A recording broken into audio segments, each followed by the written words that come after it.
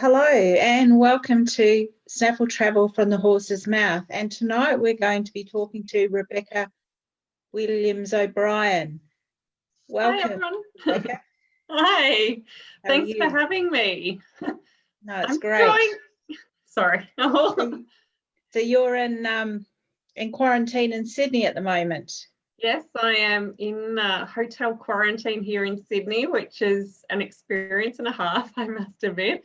But I must admit, I've been placed at a really amazing hotel here. And I'm actually not complaining at all. It's going really super. Great. So, Yeah. just trying to waste the time. Yeah. So Rebecca, tell us a little bit about your equestrian background. So I started riding when I was 3 years old. My mum got a little Shetland pony, and that really started it all. I went to Kangaroo Ground Pony Club, did all the pony club levels, but my main dressage kind of emphasis started probably when I was about 10 years old, and I just fell in love. It was goodbye games, goodbye show jumping, goodbye everything else. And I just found a passion for the discipline of it, and a love for dancing in the sandpit, basically. So from there I got to grade 1 pony club, and then started thinking, geez, that's the end of pony club kind of thing, can't go really much further. So I then went EA at the age of about 16. Equestrian Australia, the EFA back then, and started the levels there. So I was I have amazing family that's really supported me through the years. I'm now 44 years old and have an amazing husband and his family that help support and guide me, and it's been an amazing long journey. Well, it is, yeah, with horses, it can be challenging. Now tell us why you decided to move to Germany with your horse, and was it like really easy to set up over there, find instructors and find where to live? So I had an amazing experience back in November 2018. I went to a dressage clinic with Stefan Wolf, who's from Germany, and his main background, like he's got a massive list of an amazing equestrian riding history himself, but he trained with Klaus Balkenhol, and so I decided, yes, I'm going to this 3-day clinic with my ferocious little redhead Holland Grove Dazzler, and we had a great time and learnt a lot. And then after finishing that, I actually went back to him. He came back in April 2019, and he's like, wow, you guys have really progressed. And after one of our lessons, I was very, very privileged in that he actually invited us to train in Germany. So I had this amazing door open to us to go train with him in Germany. Oh my God. Nearly slid off my horse when he said that. And that really started it all. It was the doorway I needed. I was really looking for furthering my education in my dressage riding. And I thought, well, there's no better place than Germany.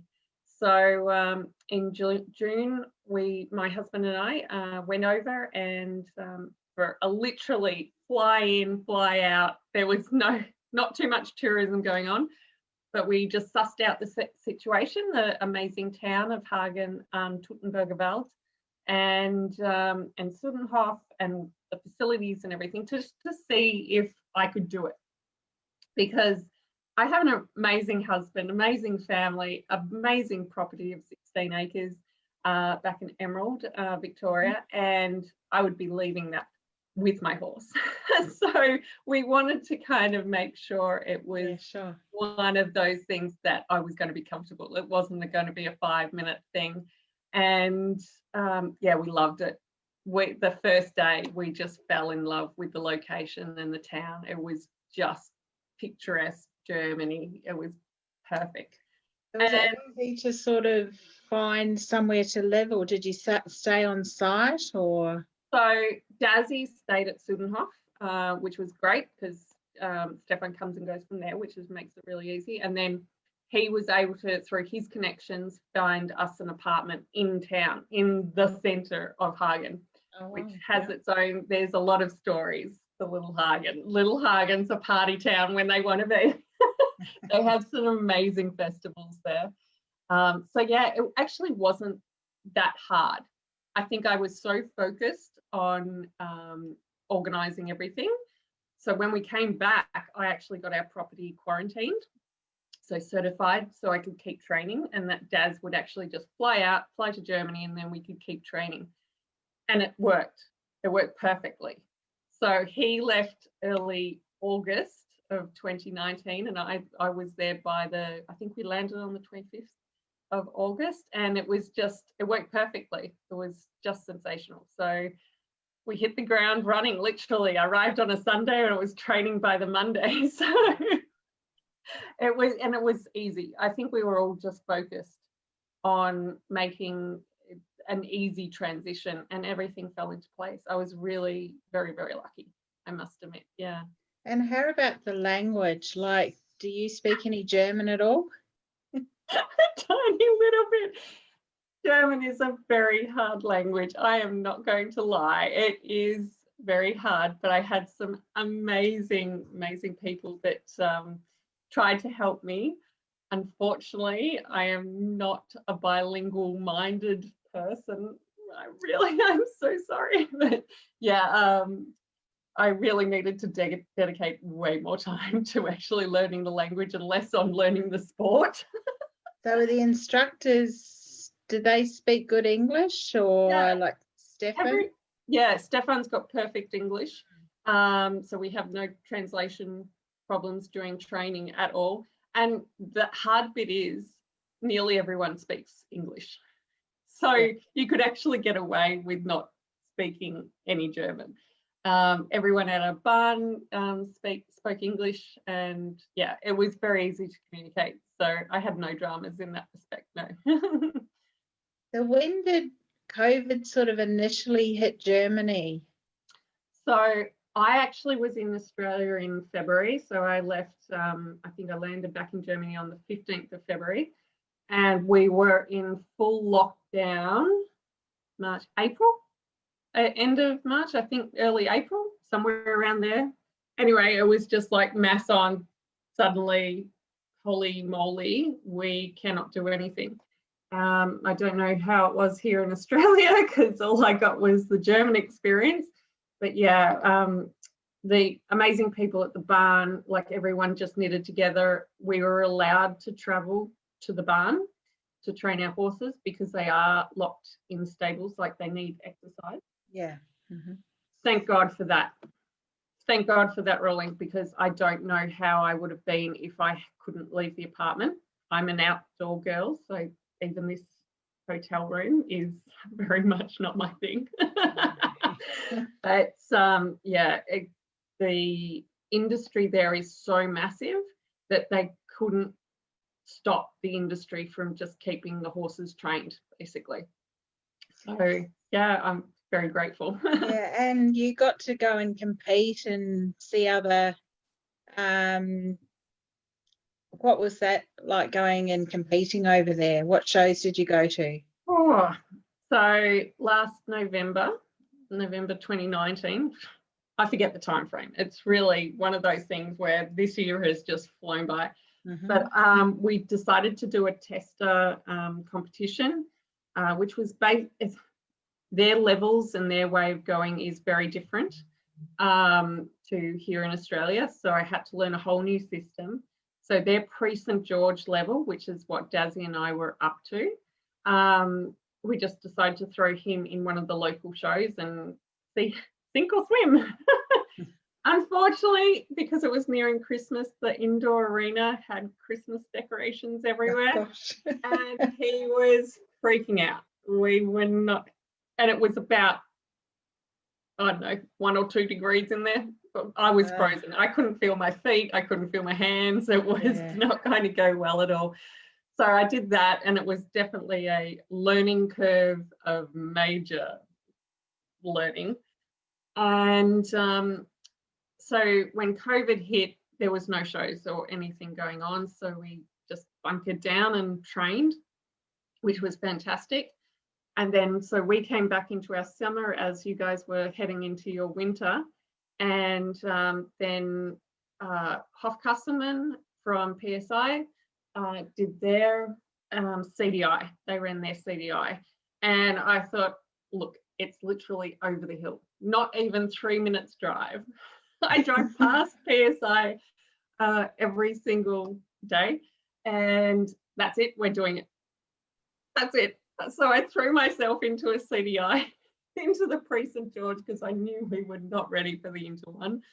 And I just went and had a blast. I met so many amazing international riders. It was just, it was one for the history books, just in walking around, talking to people and everything. It was just amazing. And then, so a few competitions started up then, but a lot of places were having trouble getting the authorization to run the competitions, the paperwork, because we obviously had all the COVID restrictions. It was just phenomenal. And a lot of places said, no, we can't be COVID safe, so they didn't run it. So Customers then decided to run a second CDI, which we were very gifted about. And so I've gone, right, we're going to do it again. And that was in August. So we went again, and this time we did our first Inter 1, which was amazing, massive learning curve again. But this time I was like, I knew the rhythm of the place and what we were in for and stuff. And it was, I just threw myself at the opportunities. It's like, I don't care where I come on the leaderboard, on the scoreboard. I want to try our best, obviously. But this is an amazing learning opportunity. I'm just going to go for it.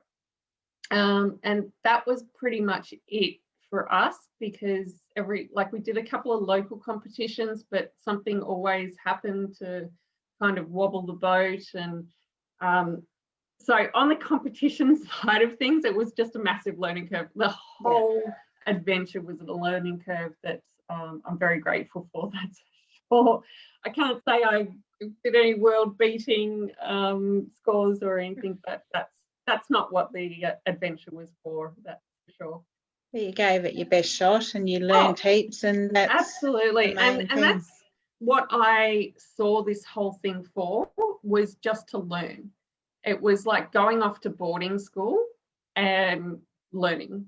Yeah. That's how I treated it. Even through COVID, to get over the emotional hiccup of being separated from my parents, my husband, and all the people that I love through distance, I just gone, well, we can't go home. There's no flights. I know. So what are you going to do? So I just focused, literally, I was like blinkers on, just concentrate on the training and learning. So I spent a lot of my days just watching the other riders riding and things like that, which was an amazing opportunity in itself. So, yeah. For those just tuning in, I'm talking to Rebecca Williams-O'Brien, an Australian dressage rider that's just come back from Germany just last week. If you've got any questions, just leave them in the comments below and we'll answer them at the end. So did you meet any other Australian riders when you were in Germany? Yeah, actually there's quite a hub of Australian riders over there. I got to meet some amazing people, and unfortunately some of them right at the end of my time, so I didn't get to spend much time with people. But also with COVID, it made it very, very hard to connect. So a lot of it was to do with social media. We would just band together and start talking to one another and supporting each other and things like that. Since coming back, because I'm quite vocal on social media, a few people have actually contacted me and said, so how did you do it? Like, how did you get home so quickly? And so I've just walked them through that process, because it is hard. We're coming up to the festive season, and I get it. We all love the fact that we could fly around the world whenever we wanted to, and it made living over there so much easier. You know, when we could fly home, or our families could fly there, and all that type of stuff. So, a bit of a full-on adventure. Yeah. Did you meet? Is it Simone Pearce? Yes. So we never actually, like, every time we were at a competition or something together, we would do this. It would be she'd either be riding super early and I was late, or vice versa. But we got to great conversations and phone calls and stuff like that. She's such an amazing person, and I just wish her well with everything she's doing. I'm so bummed for her that the World Young Horse Championships got cancelled. That's devastating for all the competitors, but I'm really bummed for her because I know the stallions are going really awesome. Yeah, no, she's got some beautiful horses that she rides. Yeah, she's very talented rider, very, very talented rider, and such an amazing human as well. She's a really sweet woman. So, yeah. So you decided to come home, obviously, for family, and you think you'll go back again, or? Well, the main reason I came home, so it was like right after my birthday, and I just woke up one morning with this weird, I need to go home. I'm done. I can't do this anymore. And it wasn't really a sad, emotional problem, because, I mean, the whole journey has been emotional, but it was one where I just gone, for now, this chapter's done. I don't know when. COVID has really interrupted the whole adventure, and I just didn't know when I was going to see my husband again, family, and be home, let alone them coming over. And that control, not having any control of the not knowing, really kind of just sunk in, that I don't know what the next year is going to be like. Like, Europe's going into winter, or started winter, and we don't know what it's going to do over there, if they're going to have to fully lock down again or not. You know, we have no control over that. And I just kind of woke up and gone, yeah, I think it's time to come home. And literally by the end of that day, like, I had Dazzy's flights booked. My flight was like tentatively booked, and all I had to do was ring my husband going, honey, do you want me to come home? And he's like in tears, and I'm in tears, and we're like, okay, let's get us home. So it was really fast. I think it was like 4 weeks that I literally booked my flights and him, Dazzy, onto a flight, and yeah, here I am in quarantine, nearly out, thank God. So what was it like flying and arriving in Australia? Like, did you have to wear big masks? And yeah, so like, you had to wear a mask the whole entire time, and the flights and stuff. And then when you're going on board and coming off, you wear a face shield as well, which is fine. It's like you get a little hot and stuffy. But other than that, I must admit, it's like you wash your hands and you're doing the normal things. But the flight was amazing. I flew with Qatar Airways. They were fabulous. Everyone was great. And then when we got to disembarking here in Sydney, they just had this amazing process. It was a low stress, so every flight has probably 40 to 50 people on it, so it's not a full flight, and every flight is coordinated, so there's only one flight at a time. You do not mingle with any other people from any other plane. And literally the police and the army and the doctors, you just go through checkpoints, really calm, there's no stress, and you just take each checkpoint as they come, and you hand over your passport 1,000 times, felt like it. And they just took care of everything and load you into a bus once you've got your bags, and then you get chuffed off to a hotel that you still have no idea which hotel you're in. You book your flights, you know, you've got a bedroom at the other end of the flights, and that's literally it. So, I mean, we were all very nervous and we were all talking on the bus and everything, but they were amazing. Like the police here and the army, I didn't even carry my own bags. Oh, I had an amazing guy from the RAAF who yeah. bought my bags, which is great because I had Did he ask for a much tip? luggage. I had so much luggage, it was ridiculous. Yeah. And it was simple. Like, yes, there's paperwork and stuff, but this is what I have to go through this to get home. Like, it's just the reality now. And I hope it doesn't continue. I hope we're able to get over this. But it's what I had to do. So you kind of can't be too stressed about the situation because it's what I wanted. Like, to get home, I got to do it. So Yeah. I went open mind, just keep breathing, just don't stress over anything and talk to people. Like these amazing people that are looking after us. You get a phone call every day.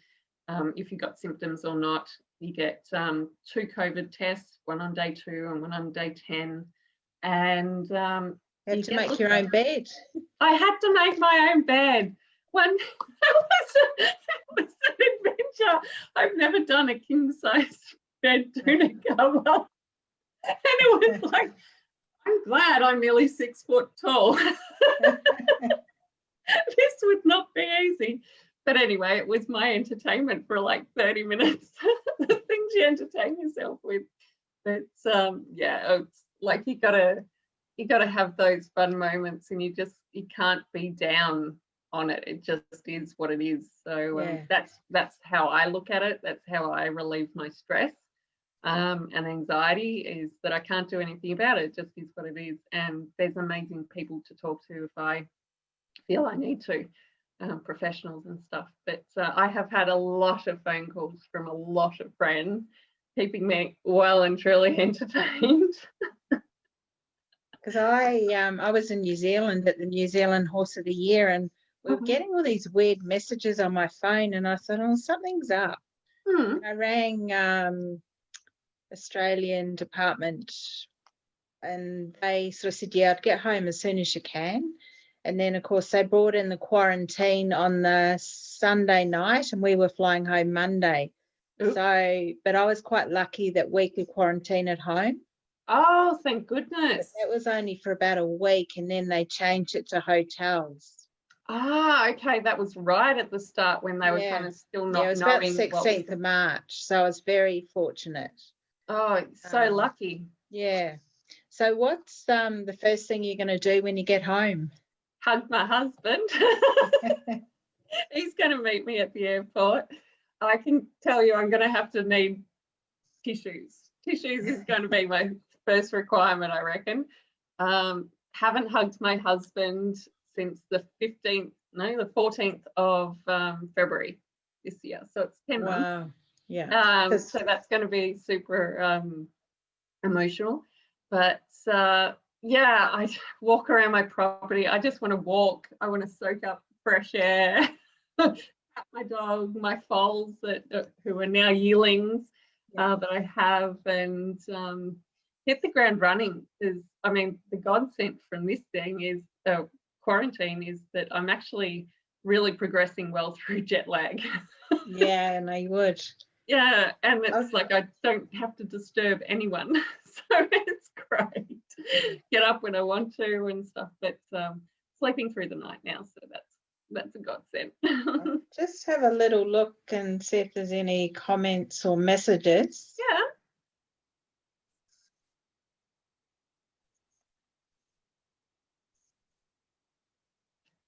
No, there's isn't.